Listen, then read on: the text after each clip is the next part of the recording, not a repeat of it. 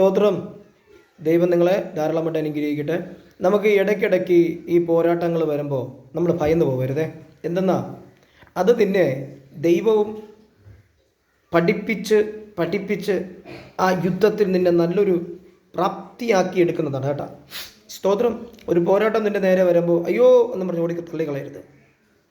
കാരണം തിരുവചനം പറയുന്നു, ആഗാബിൻ്റെ രഥങ്ങളുടെ മുമ്പിൽ ഏലിയാവിൻ്റെ ഒരു ഓട്ടം കണ്ട, ആ പരിശുദ്ധാത്മാവിൻ്റെ പവർ കണ്ട, ആ കുതിരകളും ആ രഥങ്ങളൊക്കെ എന്ന് പറഞ്ഞാൽ എന്തോരം സ്പീഡാണ്, അതിനേക്കാളപ്പുറം. അതുകൊണ്ട് നീ ഒന്നുകൊണ്ട് ഭയപ്പെടരുത്. ചിലപ്പോൾ കഷ്ടതയായിരിക്കാം, കടങ്ങളായിരിക്കാം, സഭാ വിഷയങ്ങളായിരിക്കാം, കുടുംബം എന്ത് തന്നെയായിരുന്നാലും നീ മൗനമായിരുന്നാൽ മാത്രം മതി. മൗനമായിരിക്കുക എന്ന് പറയുമ്പോൾ അതിൻ്റെ അർത്ഥം ഉള്ളിനകത്തൊന്നും വെച്ചിരിക്കരുത്. നീ മൗനമായി ഫ്രീ ആയിട്ട് അങ്ങ് ഇരുന്ന് കൊടുത്താൽ മതി, ബാക്കി ദൈവം ചെയ്തോളാം. സ്തോത്രം. നമുക്ക് നേരെ പ്രശ്നങ്ങൾ അതിജീവിച്ച് വരും. അതോ എൻ്റെ പോലും നമുക്ക് സഹിക്കാൻ പറ്റത്തില്ല. പക്ഷേ എന്നോട് പരിശുദ്ധാത്മ പറയുന്ന പല രഥങ്ങളുടെ മുമ്പിലും ദൈവം നിന്നെ ഓട്ടിക്കാൻ പോകുകയാണ്. പല വിഷയത്തിൻ്റെ മുമ്പിലും ദൈവം നിന്നെ ഓട്ടിക്കാൻ പോകുകയാണ്. എൻ്റെ അർത്ഥം, നിനക്ക് എതിരായി വരുന്ന ആ വിചാരങ്ങൾ, നിനക്കെതിരായി വരുന്ന വിഷയങ്ങളെ സ്വർഗത്തിലെ ദൈവം നിന്നെക്കൊണ്ട് തന്നെ ജയിപ്പിക്കും. സ്തോത്രം. ഇപ്പം തന്നെ ഷിക്ലാദ് കത്തിച്ചപ്പോൾ നശിച്ചു പോയി, മക്കളെയും ഒക്കെ പിടിച്ചു പോയി. ദാവീദിൻ്റെ കൂടെ വന്നവർ പോലും ദാവീദിനെ വെറുത്ത്, ഹൃദയത്തിൽ വേദന വന്ന് ദാവീദിനെ കല്ലെറിയണമെന്ന് പറഞ്ഞൊരു മനോഭാവമുണ്ടായി. നമ്മളും ഇങ്ങനെയാണ്. നമ്മളെ കൂടെ കിടക്കുന്ന വ്യക്തികൾ, പാസ്റ്റർമാരൊക്കെ നമ്മുടെ സാഹചര്യം വളരെ പ്രയാസത്തിൽ നിൽക്കുമ്പോൾ സംസാരിക്കുന്ന വാക്കുകളില്ലേ, ഇപ്പുറം പൊത്തപ്പുറം പോവും. പക്ഷെ നിങ്ങൾ ദാവീദിനെ നോക്കിയാണ് ഈ സംസാരമൊക്കെ കേട്ടിട്ട് ദാവീദ് പറഞ്ഞു, എഫോത്ത് കൊണ്ടുപോവാ, ഞാനൊന്ന് സംസാരിക്കട്ടെ. അതിൻ്റെ അർത്ഥം, ദൈവസന്നിധിയിൽ ഇരുന്ന് കേട്ട്, തമ്പുരാനെ ഞാൻ അവരെ പിന്തുടർന്ന് പോട്ടാ. കർത്താവ് പറഞ്ഞു, എത്രയും പെട്ടെന്ന് പോകും. കണ്ട, കാരണം നിന്നെ ഞാൻ അഭ്യസിപ്പിച്ചത് നാട്ടിലിട്ടല്ല, കാട്ടിനകത്താണ്. കരടികളെയും സിംഹത്തെയും ആമേൻ വലിച്ചു കീറിയ ദാവീദേ, ഈ ചെറിയ യുദ്ധം കണ്ട് നീ തളരാനല്ല എൻ്റെ ദൈവം വിളിച്ചിരിക്കുന്നേ. എന്നെ ഇതിൽ കൂടി കേൾക്കുന്ന പാസ്റ്റേഴ്സിനോട് പറയേണ്ടത്, പണ്ട് കാലങ്ങളിൽ നീ മുട്ടും മടക്കിയ ആ ദേശത്ത് ഒരു കുടിയിരിപ്പിന് പോലും ഇരിക്കാൻ പറ്റത്തില്ലായിരുന്നു.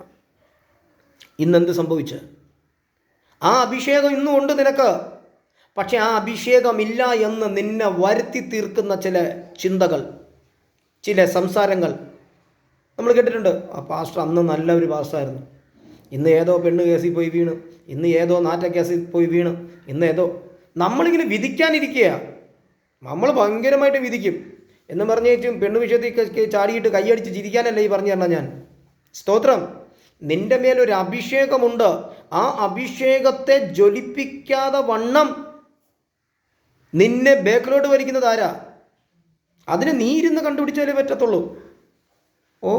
നീ ഇരുന്ന് കണ്ടുപിടിച്ചാലേ പറ്റൂ. 10,000 പാസ്റ്റർമാർ നിൻ്റെ കൂടെ ഇരുന്ന് പ്രാർത്ഥിച്ചാലും അത് തെളിഞ്ഞു വരില്ല.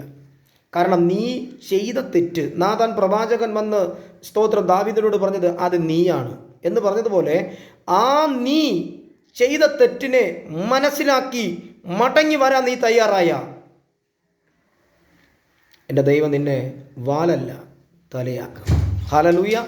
വാലല്ല, ഞാൻ നിന്നെ തലയാക്കും. എന്ത് കാരണം? എവിടെ വീണു എന്ന് നിനക്ക് മാത്രമേ അറിയാം. ഏത് റൂട്ടിൽ നീ പ്രാർത്ഥിച്ചുകൊണ്ടിരുന്നു, ഏത് റൂട്ടിൽ നീ വചനം ധ്യാനിച്ചുകൊണ്ടിരുന്നു, വചനം സ്തോത്രം പ്രസംഗിച്ചുകൊണ്ടിരുന്നു, ഇപ്പം എവിടെയാ ബ്രേക്കായത്? ഞാൻ ആരാ ബ്രേക്കാക്കിയേ? ഇടയ്ക്കിടയ്ക്ക് എൻ്റെ നേരെ വരുന്ന ഈ പോരാട്ടങ്ങൾ എനിക്ക് പറ്റുന്നില്ല പ്രാർത്ഥിക്കാൻ. മറ്റുള്ള പാസ്റ്റേഴ്സിനെ വിളിച്ചാൽ അവരും ഒഴിവുകേടുകൾ പറയുന്നു. ഞാൻ പറയണം അത് ആമേൻ പറ, അല്ലാതെ അവരെ ആ ശത്രു കണ്ണിൽ കാണാതെ ആമേൻ പറഞ്ഞിട്ട് പറ, കർത്താവേ എനിക്ക് ഈ യുദ്ധം ജയിക്കണം. ഹല്ലേലൂയ. സ്തോത്രം. എനിക്ക് ഈ യുദ്ധം ജയിക്കണം. എലീശ ജയിച്ചില്ലേ? പൗലോസ് ജയിച്ചില്ലേ? ഏലിയാവ് ജയിച്ചില്ലേ? ഡാനിയേൽ ജയിച്ചില്ലേ? ഡാനിയേലൊക്കെ തലകുത്തി നിന്ന് സംസാരിച്ചില്ലല്ലോ. ദൈവസന്നിധിയിൽ ഇരുന്നു, കിളിവാതിൽ തുറന്നു എന്നൊക്കെയാ നമ്മൾ ബൈബിളിൽ വായിക്കാറുള്ളത്. എന്തിനാ ഇത് പറയണേ? നിൻ്റെ മേലെ ഒരു ഇരട്ടപ്പെങ്കിൻ്റെ അഭിഷേകം വരാൻ പോകുന്നു. നീ വിശ്വസിച്ചാൽ മതി. ഞങ്ങളുടെ കയ്യിലൊന്നുമില്ല, സ്തോത്രം. പക്ഷെ നീ ആത്മാവിൽ മണിക്കൂറോളം അന്യഭാഷയിൽ നിന്റെ വിഷയത്തിന് ഇരുന്ന് നോക്ക്, ടോൺ മാറും, ഭാഷ മാറും, ആത്മാവിൻ്റെ തീ നിന്റെ മേൽ വീഴും, വീണ കത്തി നശിക്കും. നീയല്ല, നിന്നെ എതിരായി വന്ന ആഭിചാര മണ്ഡലങ്ങൾ, സഭയ്ക്കെതിരായി, വിശ്വാസികൾക്കെതിരായി, എന്തിനധികം നിന്റെ സമ്പത്തിന്, നിന്റെ കുടുംബത്തിന് എതിരായി വന്നേനെ. ഒരൊറ്റ പ്രാർത്ഥന മതി, ഒറ്റ പ്രാർത്ഥന മതി. ഇടിഞ്ഞു കിടക്കുന്ന യാഗപീഠത്തെ പണിയാൻ തയ്യാറായപ്പോൾ ആ സ്പോട്ടിൽ തീയിറങ്ങി. ഹല്ലേലൂയ, സ്തോത്രം, ആമേൻ. കുടഞ്ഞു കളയേണ്ടത് ആത്മാവിൽ നിന്ന് നീ കുടഞ്ഞു കളഞ്ഞാൽ മതി, നീ അപ്പോഴും ജയിക്കും. ഒരു വിഷമവും നിനക്ക് വേണ്ട. കാരണം എന്ന് പറയുമ്പോൾ നിന്നെക്കുറിച്ച് ദൈവത്തിനൊരു പദ്ധതിയുണ്ട്. ഇപ്പം ശമരിയ പട്ടണത്തിനകത്തുകൂടി കർത്താവിന് വരണം. പക്ഷേ ശമരിയ സ്ത്രീയോട് സംസാരിച്ചപ്പോൾ ശിഷ്യന്മാർ ഞെട്ടി. യേശു ഒരു സ്ത്രീയോട് സംസാരിക്കുന്ന, കാരണം അവർ ശമരിയക്കാരിയാണ്. ആ ശമരിയക്കാരിയുടെ സ്വഭാവം വല്ലാണ്ടുള്ള സ്വഭാവം. 5 ഭർത്താവുണ്ട്. പക്ഷെ അവർ നിന്നാണ്ട യേശുവിൻ്റെ ഓരോ വാക്കിലും അവരവിടെ നിന്ന്. അവർ പഴയ നിയമം നന്നായിട്ട് അറിയാവുന്നവരാണ്. അവർ തിരിച്ചും അത് പറയുന്നുണ്ട്. പക്ഷെ യേശു അവരെ കൈവിട്ടില്ല. കാരണം ഒറ്റ ശമരിയ പട്ടണത്തെ, ഒറ്റ ശമരിയക്കാരിയെ കൊണ്ട് എൻ്റെ ദൈവം വിടിവിച്ചളഞ്ഞു. അങ്ങനെയാണെങ്കിൽ നിന്നെ ഏതോ ഗ്രാമങ്ങളിൽ, ഏതോ സ്ഥലങ്ങളിലേക്ക് എൻ്റെ ദൈവം നിന്നെ അയക്കാൻ പോവുകയാണ്. നീ വിശ്വസിക്കേ? ഈ പോരാട്ടം അതിൻ്റെ ഒരു തുടക്കം. ഓടിക്കളയല്ലേ, ഞങ്ങൾക്കൊക്കെ എല്ലാവർക്കും അതുണ്ട്. ഞങ്ങളൊക്കെ ഒരു പ്രാവശ്യത്തിൽ അയ്യോ എന്ന് വിളിച്ചിട്ടുണ്ട്. പക്ഷെ സ്വർഗ്ഗം ഇപ്പം അയ്യോ എന്ന് വിളിക്കാൻ സമ്മതിക്കുന്നില്ല. പോടാ യേശുവിൻ്റെ നാമത്തിൽ പറയാൻ കൃപ തന്നിട്ടുണ്ട് ദൈവം. ഹല്ലേലൂയ. എല്ലാ വിഷയത്തിനകത്തും സ്തോത്രം, ഒറ്റയ്ക്ക് ദൈവം ഇരുത്തിച്ച് നിൻ്റെ കൂട്ടുകാരന്മാരെ, നിൻ്റെ വൈഫ്, ബന്ധുക്കളെല്ലാം നിന്നെ അകത്തി മാറുമ്പോൾ നീ സ്തോത്രം പറഞ്ഞു ദൈവം നിന്നോട് സംസാരിക്കാൻ വരികയാണ്. പരിശുദ്ധാത്മാവ് നിന്നോട് സംസാരിക്കാൻ ആഗ്രഹിക്കുകയാണ്. കൂട്ടുകാരന്മാരുണ്ടെങ്കിൽ, ബന്ധുക്കളുണ്ടെങ്കിൽ, പാസ്റ്റർ ഉണ്ടെങ്കിൽ ഉണ്ടല്ലോ, സംസാരിക്കത്തില്ല. കൂട്ടുകാരോട് ഇരിക്കുമ്പോൾ ദൈവം സംസാരിക്കത്തില്ല. നീ ഒറ്റയ്ക്ക് കിട്ടണം, എങ്കിലേ നിന്നോട് സംസാരിക്കാൻ പറ്റൂ. ദാവീദ്, നീ ആ യുദ്ധത്തിന് പോ. കണ്ട, ദാവീദിന് ധൈര്യമായിട്ട് പറയാൻ പറ്റും. കരടിയെയും സിംഹത്തിൻ്റെ വായ്ക്കകത്തിരുന്ന ആടിനെ പിടിച്ചു കൊണ്ടുവന്ന മനുഷ്യനാണ് അങ്ങേര്. അങ്ങേർക്ക് മാത്രമേ അറിയാവൂ അഭിഷേകത്തിൻ്റെ പവർ. എന്നെ ഇതിൽ കൂടി കേൾക്കുന്ന നിന്നോട് പറയണം, ഒരു മനുഷ്യന് നിന്നിൽ ദൈവം പകർന്ന അഭിഷേകത്തെ തൊടാൻ പറ്റൂല. പിന്നെ നിന്നെ കൊണ്ട് പറ്റും. നിൻ്റെ വായി തോന്നിയത് എന്തെങ്കിലും വിളിച്ചു പറഞ്ഞാൽ അഭിഷേകം അപ്പോഴും കട്ടാവും. സ്തോത്രം.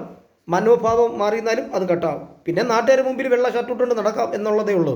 പക്ഷേ യുദ്ധക്കളത്തിൽ ഗോലിയാത്തിൻ്റെ മുമ്പിൽ നിൽക്കുമ്പോൾ ഗോലിയാത്തിന് തുമ്മിയാൽ മതി, ശകുല അയ്യോ എന്ന് പറഞ്ഞ് നിന്നതുപോലെ ആയിപ്പോവും. പക്ഷേ ദാവീദ് അങ്ങനെ നിൽക്കില്ല. ദാവീദ് പറഞ്ഞ്, സൈന്യങ്ങളുടെ യഹോവയുടെ നാമത്തിലാണ് നിൻ്റെ മുമ്പിൽ വരുന്നത്. ദൈവം അനുഗ്രഹിക്കട്ടെ.